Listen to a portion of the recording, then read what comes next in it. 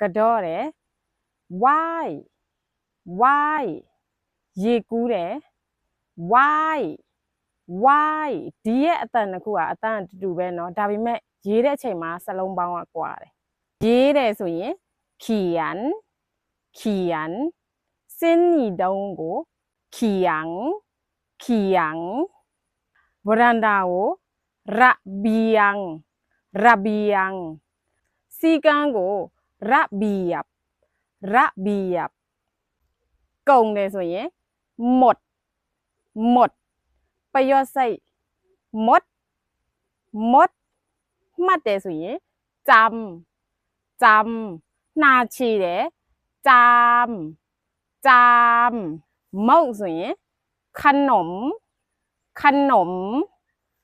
ပိနေတီးကို ขนุนขนุน ပြင်တယ်တခုခုပြက်လို့ပြင်တယ်ဆိုရင် ซ่อมซ่อม